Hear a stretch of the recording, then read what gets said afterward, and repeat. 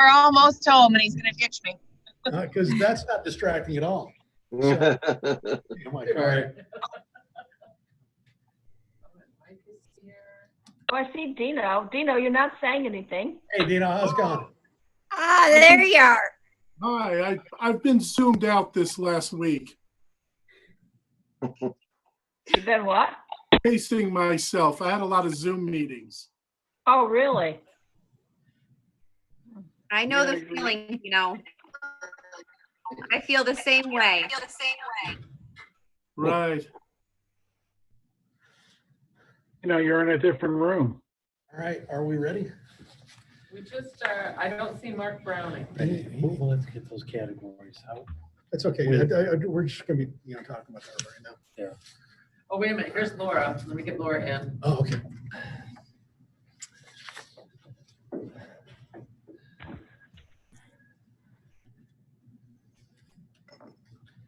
Hey, Laura. Hi, Laura. Hi, Laura. There's Laura. 1, 2, There she is. The only one I don't see is Mark Browning. That's okay. All right, let's stand for the pledge to the flag. Well, I didn't see Cliff either. Oh.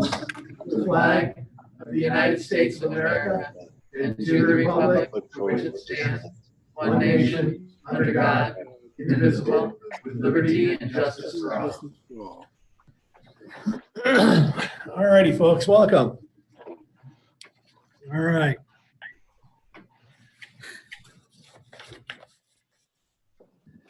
Okay, this meeting was held during the COVID-19 pandemic by an executive order issued by the governor on March 13th. A portion of the open meetings law was waived, specifically Article 7 of the Public Officers Law, to the extent necessary to permit any public body to meet and take such actions authorized by the law without permitting in-person access to meetings, and authorizing such meetings to be held remotely by conference call or similar service, provided that service or that public has the ability to view or listen to such proceedings, that such meetings are recorded and later transcribed.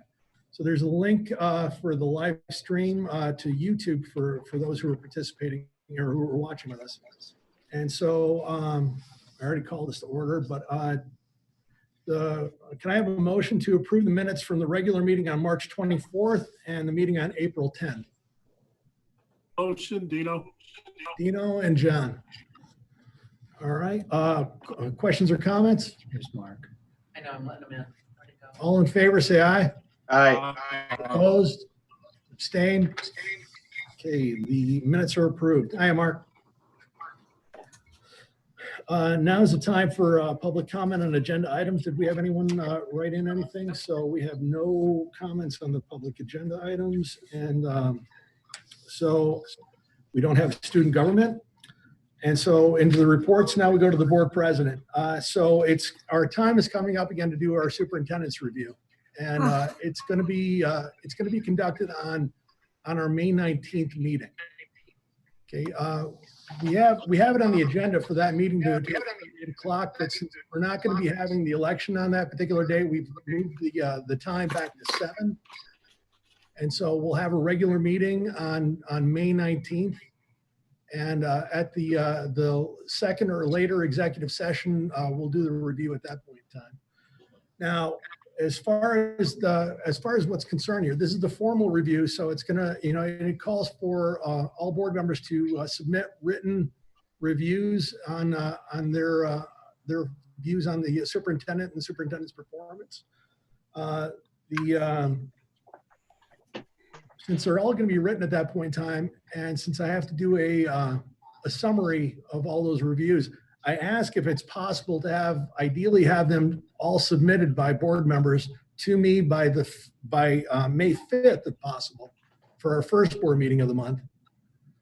And so at that point in time, we'll be able to sit there and review them, and when we have the next meeting after that on the 19th. Okay, we're going to be submitting 4 documents in total for the review. One is going to be the policy, obviously. That was submitted today. We're going to be also dealing with, there's going to be a document that'll note all the categories There's going to be another document that'll have a list of the superintendent's accomplishments over the year. And we'll also have the contract, the superintendent's contract to work with, and we can use those documents to sit there and inform our review, as well as anything else that may present itself. Will you be sending those to us? Yes. Yeah. And with that, that is all that I have. On to the superintendent. Okay, superintendent's report. As you know by now, the governor has closed public schools until May 15th, through May 15th. So that's a Friday. That's where we're at this point in time. We're obviously waiting for the next couple of weeks to see if that gets extended beyond that. A lot of things up in the air right now with the closures of schools, the timing of it. The regions have been canceled, and a number of other activities. We're still waiting for word on our budget vote, our elections, when and how that might be pulled off. There's different methods that are being talked about right now, being discussed. Since once things are opened up, there's still going to probably be some requirements of social distancing. That does not lend itself to the actual vote. Some of the ideas that are thrown out there is it may be done through absentee ballots. They're looking for other options, but nothing's been decided at this point in time. Along with that, we were talking to Tony earlier about this, is that the petitions have been put on hold also. So they're not looking for people to go knocking on doors, circumventing the social distancing and so forth. So those are also on hold at this point in time. But once we get word from Albany as to some direction from them, we'll be sharing that with the board and those board members that will be required to get those petitions in. The good news is right now, no matter how long this takes, the incumbents are in this office until such time as it's changed. All right. So we may be going into July and you'll still be sitting in the same position. So Yeah, you're not going anywhere. The other thing too, I'll let Matt speak to this too, but on our budget, I don't know if you have been listening to the governor's news release, but it doesn't sound good. Over the weekend, he was announcing that state aid could be cut, and they were using the words 50%. But I just he talks about having 700 public school systems in the state, but if he looks to cut them by 50%, he'll have zero. It's just not doable. But again, they're still trying to work through that with the federal government, some type of stimulus. That's what they're looking for, and it could be his ploy to try and build that up to get something out of the federal government. As for our budget, Matt, you want to share where we're at? Sure. So still no change from the last updates that we had at the board meeting. We're looking at the same expenditure level. We're not looking at any cuts to programs or any layoffs at this point. We're going to utilize reserves to be able to keep everything intact for the coming year. Right now, as of this afternoon, taking a look at the level of reserve that would be required, we could use about $736,000 from our retirement reserve to balance the budget. The good thing about that is it's only 15% of what our reserve is. So, what we're worried about for the coming years is that the ERS and TRS rates will climb as the market has dipped.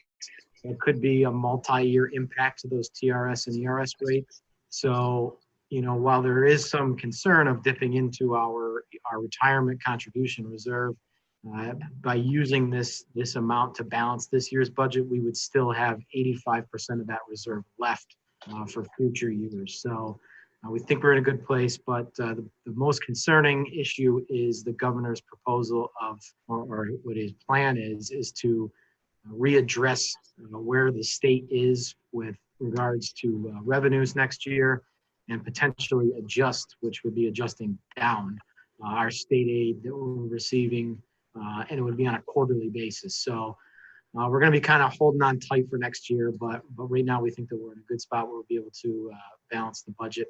And then, we're trying to figure out when and where we'll actually be doing a budget vote for the upcoming year. Okay.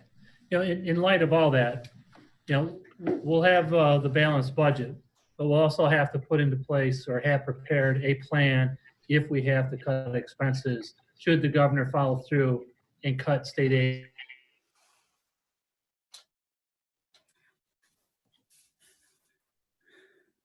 Oh, boy.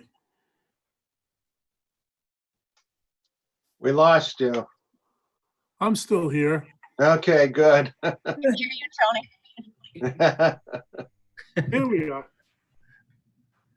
No. Okay. Next, continuity of instruction. We wanted to give you a quick update on what are some of the things that are going on. I gotta say, the work that our teachers and our building administrators are doing is just it's phenomenal. During this time, this is unprecedented time. What we're doing may not be perfect, but we are pretty effective for the most part in getting this instruction out to kids. And I don't want to slight not just the building people themselves, but also Laura's department. She's got some people that are doing some yeoman work in that end of it too. So Laura, do you want to give a quick update on the continuity of instruction?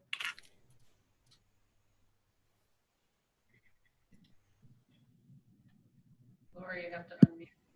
There I you hope go. you can hear me. I'm not able to hear very well, but if you can't hear me, just raise your hand and I'll note. Oh, I'm going to talk louder, Tony. I'm Oh, you're just saying hi. saying hi. Oh, it's good to see all of you. Good to see you.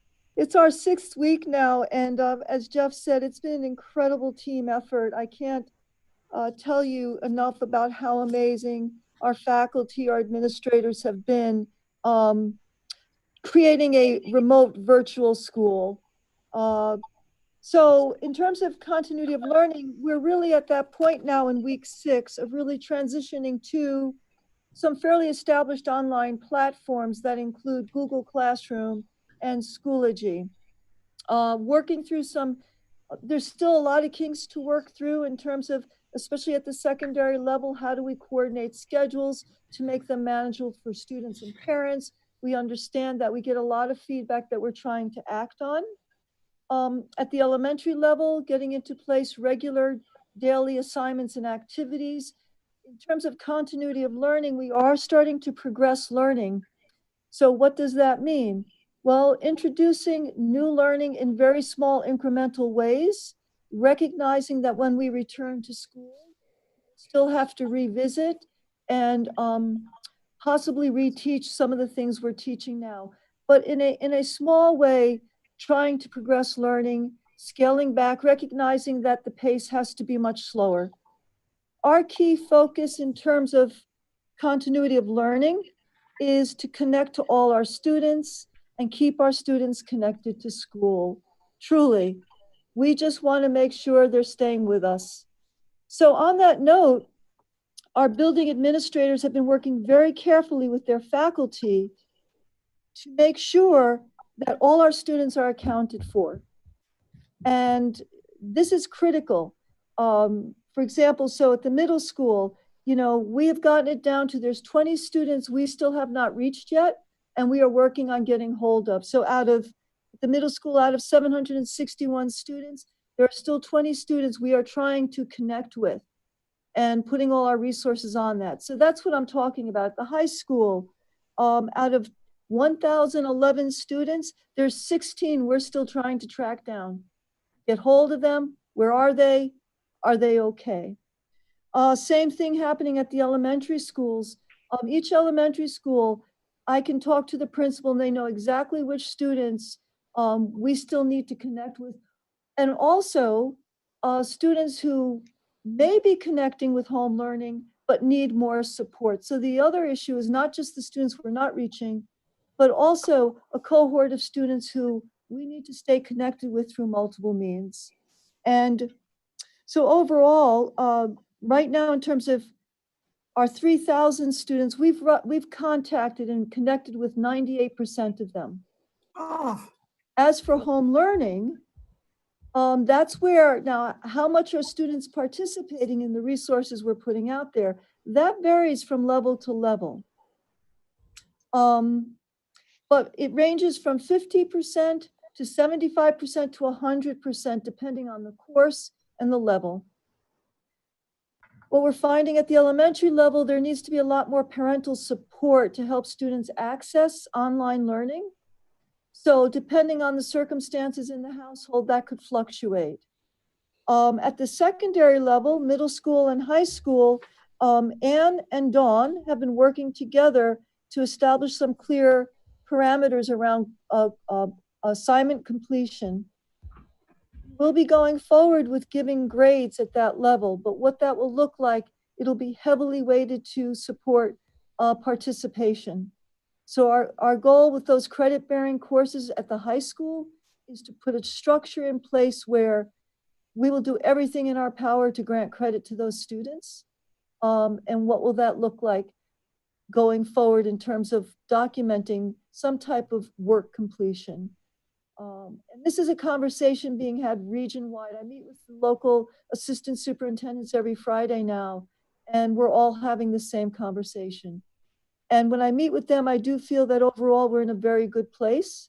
And we just keep pushing ahead. Each week we learn more, we fine-tune things, we continue to build this structure.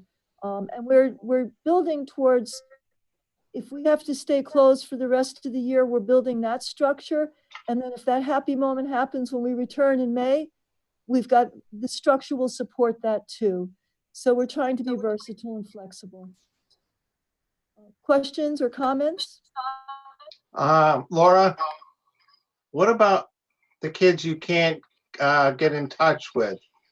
What is the problem? I mean, I'm sure you've called them and done things like that, but why can't you get in touch with them? You know, they're not responding. They're just not responding, Tony. We wonder if they're not in town, if they're elsewhere. Okay. And we've also, by the way, relied on our SROs as well to do outreach. I mean, Okay. they've done an incredible job just going to houses and checking in. So our sense is they are just not home, that they are not here. Okay. And who's to say with childcare and so forth, these may be families who may have had to go elsewhere to get that support. So that's our sense right now. Okay. All Not right. that they're not safe, they're just not here in Vestal. Okay. Okay. Thanks. Efforts are being made on a daily and weekly basis to try and contact them and all students. So it's not that, you know, we didn't hear from them on this given date, so we drop it. The efforts continue to be made. Okay. Good. You know, and I can say from my vantage point, I watch Sue working every single day. She's almost more stressed these days than she is when the students are actually in the building. And you know, I see the meetings that she's having with the you know, with the school staff and with her team, and you know, the effort that they're putting into it. So I mean, it's clear that the work that you guys are doing, Laura, is amazing.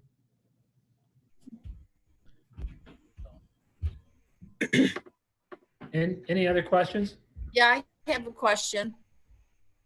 My question is, so are we looking at like children being graded on getting their final grade based on doing it home right now, along with the previous grade they had, or how's that going to work as far as a final grade? Because for some of these children that grades are so important to, it's a lot of unknowns as it is for you and everybody else. And it's a very hard thing to figure for the children, you know, what they need to do to get the grade they want and to go forward. This is an unknown thing we have. Linda, you're so right. And right now at the elementary level, we're really evaluating what grades will look like there. I don't anticipate that trimester being a grade-based trimester. I met with the principals on Friday and we're coming up with a response for that. So for us at the elementary level, it's just keeping our students connected to school and their teachers and just letting them know that we're here. Middle school, likewise, for the most part, the goal there is just to maintain connection to school and a much more scaled back completion of work. The key will be, Linda, at the secondary level with credit-bearing courses. There we have to look at course completion, but now we're looking at the fourth quarter grades. And what we're going to be evaluating is having students complete enough to meet the essential outcomes for the course so that we can grant them credit, but then really looking carefully at, well, how is that going to factor into GPAs and so forth? So that's the conversation we'll be having. We do have a lot of flexibility there in terms of getting the kids through so we can say they completed the course, but then really reevaluating how those grades are factored into students' GPAs. And this is across the nation, Linda. It's across the state and the nation. This fourth quarter will go down as the COVID quarter. I don't know how else to put it, but it's going to be treated very differently going forward. So those are the conversations we're having right now. I have a quick question. The way I understood a letter from Ann Luce, the middle school looked at grading the fourth quarter, like averaging the 4 quarters to determine whether the student passed or failed. And that really concerned me, because if there's a student that's already pulling, say, 70s, and then maybe they're the student that's not going to be so engaged in this online learning process, are kids going to be left behind? Because the phrase that keeps coming to my mind is no child left behind. I can't imagine having a child fail a grade level due to this. I don't know what the right answer is, but when I read that letter, that caused me a lot of stress as a parent. My son's grades were good enough that I think he'll be able to pass with some level, but it's really concerning. Rightly so. We have to be very careful. I know last week when I spoke with Dawn and Ann, if students have been successful, this term should not in any way undermine that. And so that is the message that's being given. But then those kids that haven't been, that's even there as well, Christina. We have to be very careful. A lot of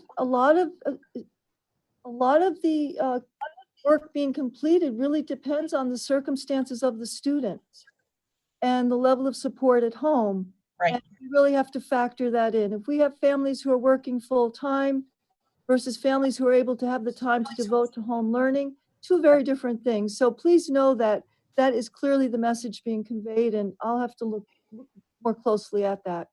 Yeah, it's fluid.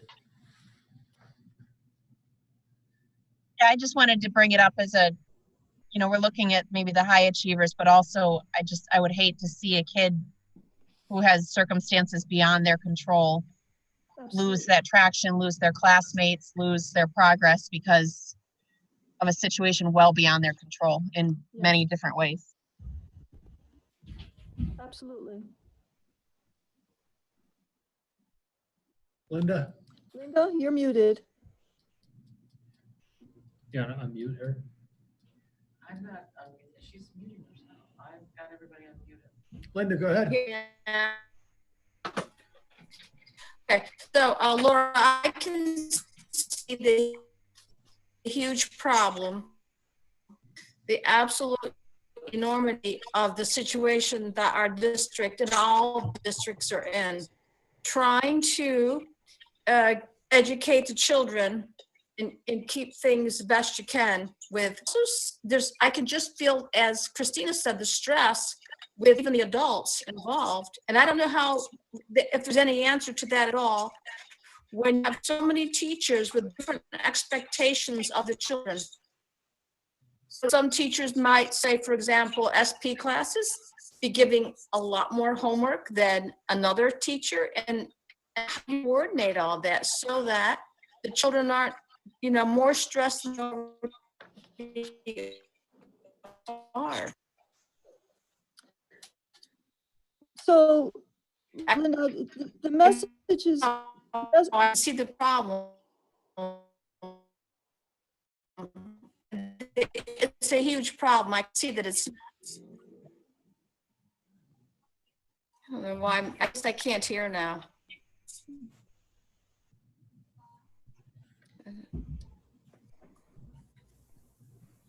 so Go ahead. Linda, I heard most of what you said. Enormity of the situation and the stress on families and students and trying to negotiate all the different, especially if you have several children at different levels, all the different expectations. We are so aware of that. That's my work, has been to really coordinate that and convey to the administrators and the teachers, we have to scale back. That's been the message just this week with Jeff and Cliff. We talked about less is more. You also use the phrase lean learning. I've said that repeatedly, less is more. So that's a message we'll continue to give, and we cannot have students fail because of this. So in a nutshell, our goal is to just get our students through the semester, keep them well, keep families well, and minimize the stress. It's already a stressful situation. We don't want to add to it. That's the message being given. Thank you. I think I interrupted you. Can you hear me? You're breaking up. Yeah, right we're now. having a hard time hearing you right now. Yeah, I don't know why. I'm not sure. It might be the internet service here comes and goes a little bit, so maybe that's part of it. But I wanted to say, Laura, thank you, Laura, for all that you've done, and everybody else, Cliff and everybody, to try to pull this together. And I know it's an enormous, accountable job you have to do. And I really appreciate your sensitivity to all of that we've said already. Thank you. So I'd like to mention too, I hope I'm not interrupting anybody. Probably, I don't remember, the days all blend now, but probably 2 or 3 weeks ago, I reached out to Jeff and just let him know, I think I called it some feedback from the front lines. Early on, I expressed that one of the real struggles as a parent was that we were getting messages from everywhere, from email, from text, from Google Classroom, from everywhere. And I let him know that that was a really challenging thing for parents, just like I'm in the boat of multiple kids at multiple grade levels. And I saw a huge change within 3 or 4 days. Every child has Google Classroom and every teacher is on it. And from there, we springboard off into whatever we need to go off into. But that was one of the main things I expressed to Jeff, was that that would make a huge difference for me as a parent, and I imagine others, and it really has. So I feel like, I don't know if that was already in the works, but that was deployed really quickly and has made the effort a lot smoother for parents and kids. And we continue to work on that. That'll be an ongoing saga as we try to streamline this. Laura, I have a question. I'm sure everything you're telling us is being told to the teachers. And as far as, the flexibility goes, what I used to do, and this is simplistic compared to what you have to do, but kids who didn't do well for 3 quarters, I would talk with their teachers. I would tell them, look, you make a real effort in this 4th quarter, and we'll find a way to pass you. and exactly the opposite. If the kids were doing really well for the 3 quarters, but they kind of goofed off on the 4th quarter, we can, bend the rules a little bit, because the whole point is this kid learning something? So I hope things like that are being talked about, as far as the flexibility goes. And then I know it's harder at the high school with weighted classrooms, but sometimes, teachers tend to be, well, this is the way it is, rules are rules, and without rules, we'd have chaos, but we do have chaos now. So sometimes it's okay to bend the rules for the sake of the child. So I hope that's being factored in when you're talking to these people. Absolutely. I think our goal is to get through this year with students connected to school, their teachers, their courses, to recognize the stress. It's unprecedented. It's an enormous situation. What we've been able to lift in terms of technology by transitioning the whole district to Google Classroom is a substantial undertaking. And we did it remotely. We rolled out, a platform in 2 or 3 weeks with minimal, support. And that's our it was everyone rolling up their sleeves and saying, let's do this. So I think we're all aware, and I feel that even, as a cabinet, we're aware of the enormity of it, and just focusing on what's important. And what's important is people's well-being and their sense of efficacy, that they can do what they're being asked to do at all levels. Good.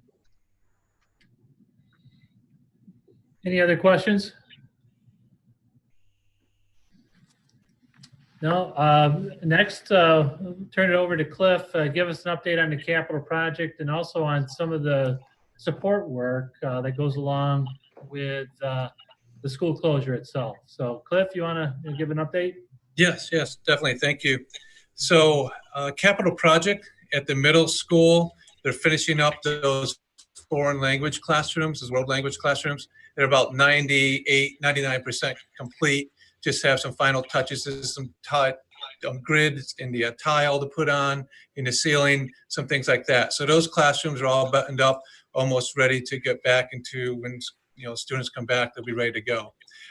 They're now focusing on rooms 116 through 121 in those areas. So down near the family, consumer science, art classrooms.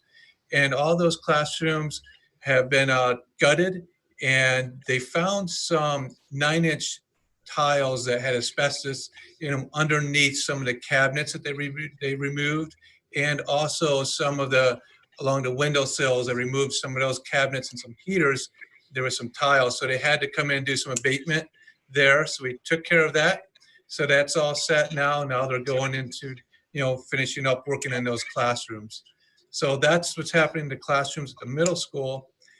Underneath into the basement at the middle school, they're working on some HVAC systems, and they actually are pouring new concrete pads underneath there. If you know or not, it's a dirt floor down there for the most part. So they brought a mini excavator in, excavated some areas, and they've poured some concrete pads. And plumbers are in there now, putting new plumbing system in and getting ready for those new HVAC units that will be implemented into those areas underneath the basement. Looking at the high school, they're working now definitely at the Project Leadway rooms. So they had gone in and taken out old electrical, took out some old walls and whatnot, and they're working on that, getting that ready to actually start, putting flooring in and painting walls and putting some new doors in, that type of thing for that room, and putting in obviously drops for computers. So that work is going on now. Hopefully we'll get that ready for next fall so we can have 2 classrooms for Project Leadway in the senior high school. And so that's basically right now what's happening with the capital project. Some other things I'd like to tell you about is our food service.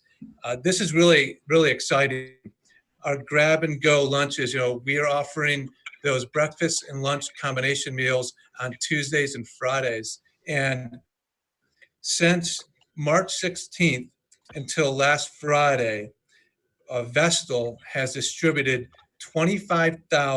684 meals. That means breakfast and lunch meals. So over 25,000 meals to families right here from ARE, that complex, and Clayton Avenue. Part of that is our SROs. Families can't come. The SROs on Tuesdays and Fridays, they take meals right out to the homes and deliver that. But that's really great. Talking about taking care of people, making sure that students have the nourishment that they need. So that's taking place right here. And continuing with more of along the instructional side with Dr. Lamash, working on putting together all these platforms and whatnot. Obviously, our students need devices to use at home. And with that, as of last Friday, we have delivered and deployed 875 district-owned Chromebooks to students in our community, Vestal students. So 875 have gone out. And how we're doing that, it started out with our SROs delivering some. Then it came to such a point where we have this online form where the principals fill in the need from this for the students. And it came to such a point where we're delivering anywhere up to 100 to 115 on any given day. So what we have, our bus drivers come in, and we work with Dale Frisbee, who is our route coordinator at transportation, and Ken Starr, director of transportation. Josh Gannon, our athletic director, comes in and helps support this. And we compile all the needs and break it up into routes for the drivers. And we have 2 drivers per bus, and we load them up with the Chromebooks, and we give them the directions of the addresses for the homes, and they go out and deliver all this to our families. And we have received a number of positive responses. Our Reggie Felice has put this on our website and also on Facebook, and we receive a ton of positive comments. So happy to have these devices in the home, and it's helping the students, continue their learning at home with these devices. Just so you know, we're doing another delivery tomorrow. We deliver on Tuesdays and Fridays. And we have 77 more Chromebooks that we're delivering tomorrow. So we'll be at 952 tomorrow at this time of those devices. So that's fantastic. And we want to make sure that any student that needs one, they get one. We're planning another delivery on Friday also. And going along with instructional side, there are some packets that we have for elementary students. And we've sent that out as a mailing a few weeks ago. We sent out a mailing, but then we said, look, we're going to send the rest of this out as PDF, future packets for learning. But if you don't if it doesn't work with you, let us know, and we can print the packets for you, and we can get them to you. So we have over 200 that are going to be delivered tomorrow with our bus drivers. I'm sorry, on Wednesday, we're having bus drivers come in, and they're going to be delivering those packets to the homes for students. So I just have to tell you, our transportation department, they're really happy to do this. They come in, they're happy to be supporting the community, supporting our students. And they've said to me and to Josh and Ken Starr how happy it is to see the students again. And they're excited when they get out and they hand them a device or they hand them that packet. And the students and the parents are so happy that it brings joy to their heart also. So this is a good thing all the way around. We're making of a poor situation, we're making the best situation we can for everyone involved. And I just want to also let you know some other exciting things that are happening here. If you've looked at our website, we've changed our employment section of the website with a new website design. And if you look at that, it's really a lot easier to use than it has been. And so looking at prospective candidates, we have gone through applications and selected candidates to interview, and we've set up committees. And the interviews are taking place via Zoom. So we have principals and teachers that are interviewing candidates for first round.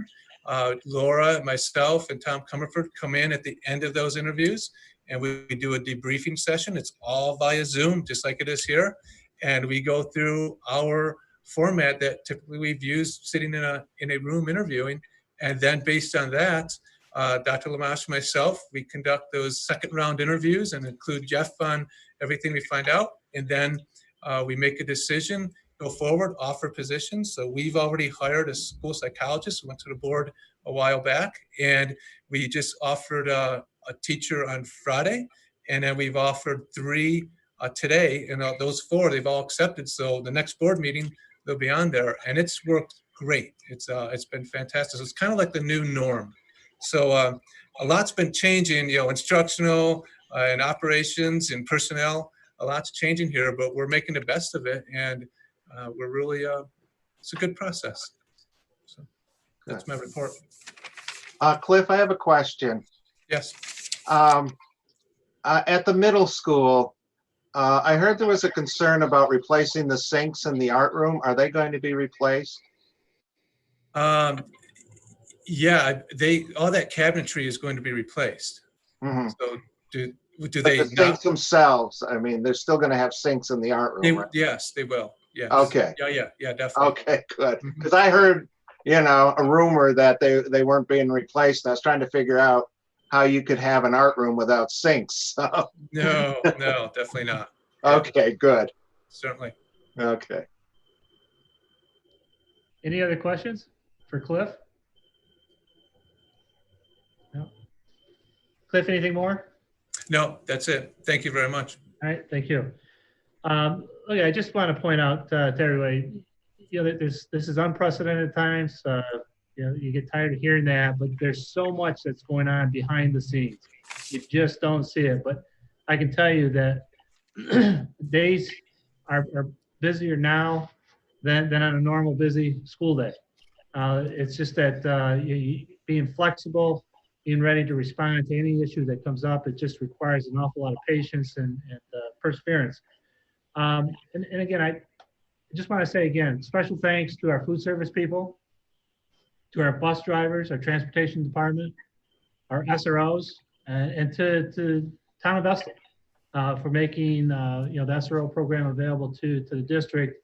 And the work that they do is just endless. We can't say thanks enough for that. Also like to say a special thank you to the tech department, all tech personnel. We couldn't do this without them. And again, our teachers, our administrators, our support staff, Cliff, Laura, thanks to everybody for really working on this to help pull it together as well as we do. So I'll turn it back over to the board president. And to piggyback on that, I get to, I come in here from time to time and I see the things that are happening in here. This place is always a buzz. This place is always, there's always something happening. There's always something that's pressing. And I'm exhausted walking in here, just seeing what everyone's doing. And then also, like I mentioned, I do get the opportunity to see how some of the teachers are doing with the work that they're doing out there. And that's really remarkable too. And that really is a credit to what we have going on here. Moving on to new business here.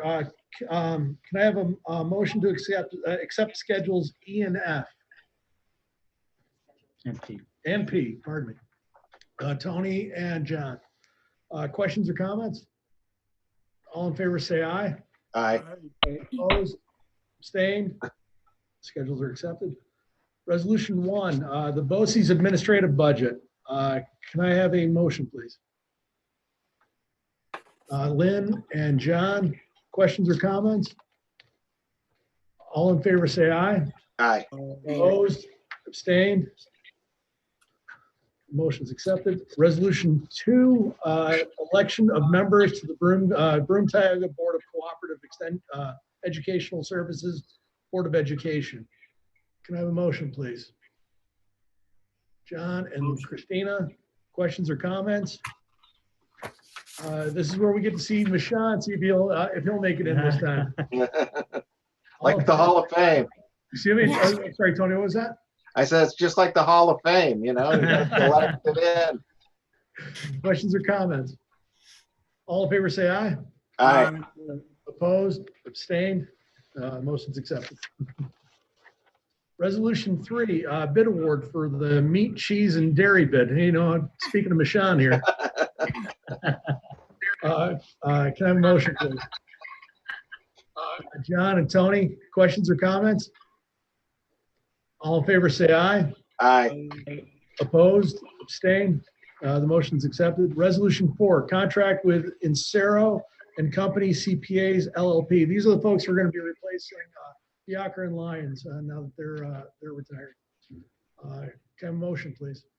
Motion. Christina and Dino, questions or comments? All in favor, say aye. Aye. Opposed? Abstained? The motion's accepted. Resolution 5, Health and Welfare Services, Union Endicott School District. Can I have a motion, please? Sylvia and Lynn, questions or comments? All in favor, say aye. Aye. Opposed? Abstained?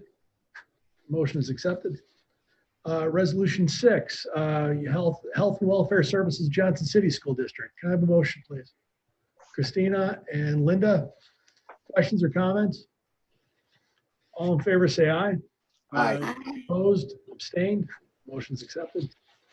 Resolution 7, Health and Welfare Services, Shenango Fork Central School District. Can I have a motion, please? Christina and Lynn, questions or comments? All in favor, say aye. Aye. Opposed? Abstained? Motion's accepted. Resolution 8, bid extension for work uniforms. Could I have a motion? Christina and Tony, questions or comments? All in favor, say aye. Aye. Opposed? Abstained? Motion's accepted. Resolution 9, bid extension for garbage and recycling collection. Can I have a motion?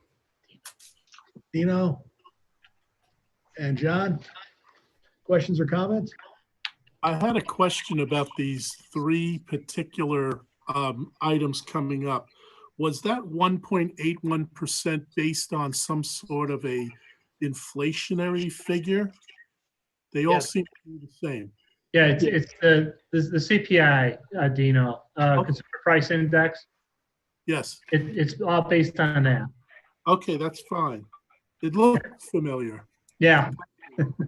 Yeah, Dino, it's the CPI that is used in the tax cap formula now. So a couple of years ago, we had seen where the tax cap formula had a CPI that was lower than what it was at the time of the bid renewal. So, one of the things I worked with the CBO was to make sure that the CPI that they were using for any increase in rates was actually what was considered when our tax cap was calculated. Thank you. Sure. All right, any other questions or comments? All right, all in favor, say aye. Aye. Opposed? Abstained? Motion's accepted. Resolution 10, bid extension for district boilers and HVAC preventative maintenance. Can I have a motion, please?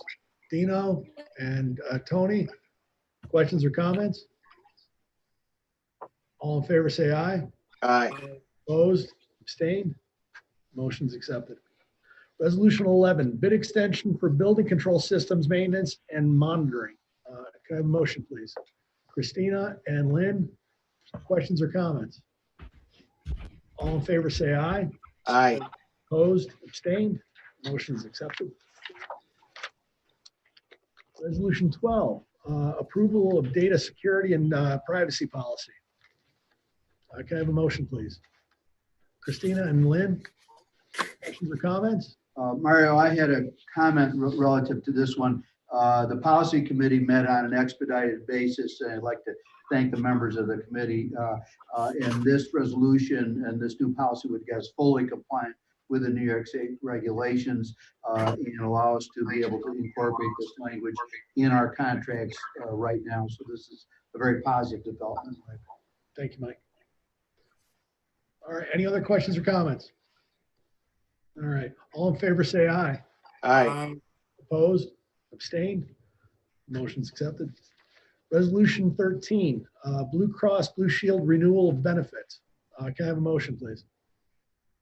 Motion. Sylvia and John, questions or comments? All in favor, say aye. Aye. Opposed? Abstained? Motion is accepted. Resolution 14, BOCES request for services 2020, 2021. Can I have a motion, please? Lynn and Christina, questions or comments? All in favor, say aye. Aye. Opposed? Abstained? Motion is accepted. Resolution 15, revenue anticipation note, resolution dated April 20th, 2020. Is there something we have to do special about this one? Can I have a motion, please?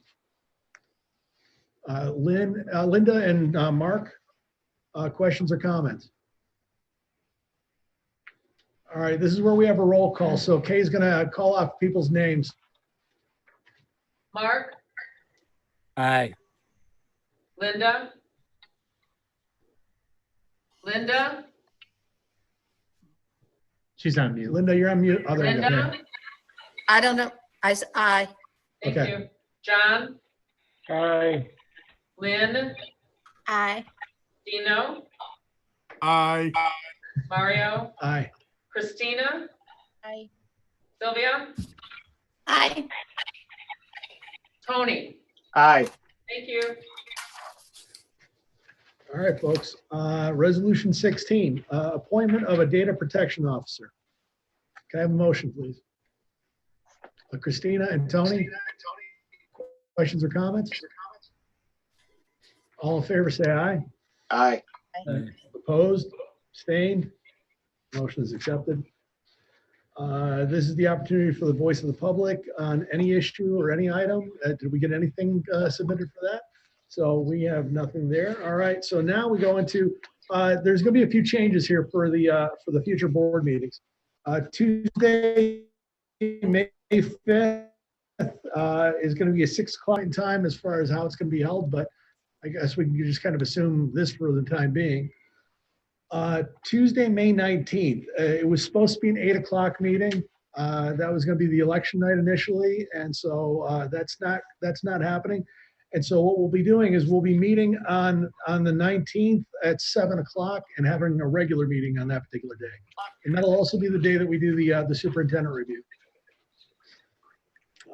Tuesday, June 9th, it'll be a 6 o'clock regular meeting. And again, that's to be determined. And Tuesday, June 23rd, we are moving that meeting from 7 to 6 o'clock because we're not going to be having the event that we were initially going to be having that evening. And so that'll be a regular meeting. And again, that'll be determined in the future as to where we'll be holding that. So we're about to, so we're done with that. We're about to move into the executive session. This is the final part of the meeting. This will be held privately to address specific student or personnel matters, and we'll adjourn the full meeting immediately after. Can I have a motion to adjourn into anticipated executive session? Motion. Dino and Christina? Questions or comments? All in favor, say aye. Aye. Opposed?